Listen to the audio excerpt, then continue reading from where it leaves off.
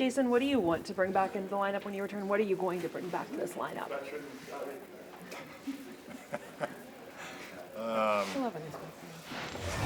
I think just try to get some speed and some tenacity, kind of play my game, get around the net.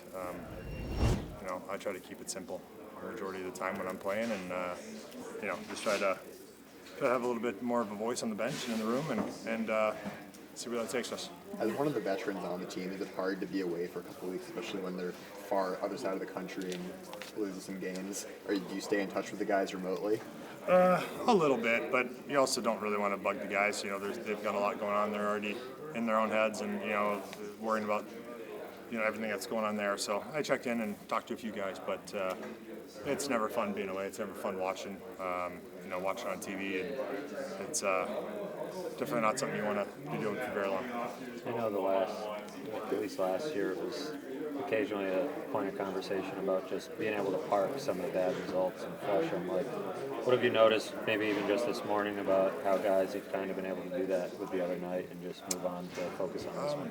I think there's a fine line between parking it and moving on and learning from it, right? And like understanding what is happening, especially if it seems to be a trend or something that's happening more often than we'd like. So I think there's kind of a balance between the two, and you got to find that balance after every game, right? Whether it's a win or a loss, you're still trying to find that same balance and figure out what to take from games, what to carry forward, and what to just throw away and leave behind.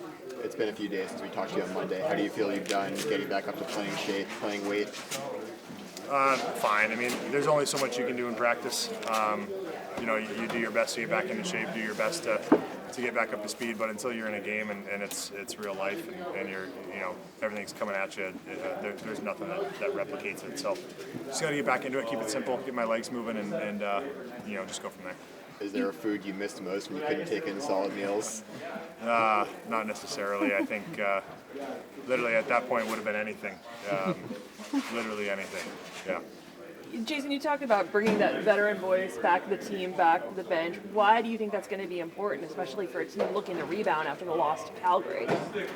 I think for me, sometimes it's just nice hearing a different voice. It doesn't matter whose it is, honestly.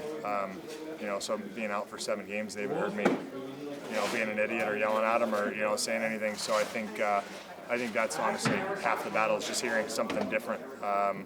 It has nothing to do with something profound that I'm going to say or is going to motivate the guys to a different level. It's just a different voice, and just trying to just be a steady voice and try to move from there. What's been your impression of some of the young guys that have filled in your absence and the other absences? I think they've done great. I mean, Rosie, Osti, Dunner, and Cozy, I mean, they're all been big parts, especially the wins, and even the games that we've lost, they were still big parts of playing well and doing good things. And it's been fun to watch, and I'm looking forward to seeing kind of their development, moving forward here, and especially as we get healthy, where they slot into the lineup, and and how they handle, if their role changes and things of that sort. It's always an interesting dynamic, but I think they've shown a very strong presence, and I think they've done really well, and they've deserved everything that they've gotten. Does it create some good competition too throughout the lineup, just knowing that these guys are capable of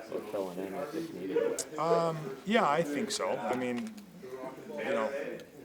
I think it's always kind of an interesting question, right? It's like there's always inner competition, whether there's call-ups or not, right? It's always somebody looking for more ice time, somebody that's hoping they have a little bit more power play or penalty kill time. There's always those inner battles within the lineup, but ultimately the goal is to win hockey games, and it doesn't matter what role you're in or what how many minutes you're playing. You're looking to do that and help the team win. So. Again, I think for them, I think they've done a great job.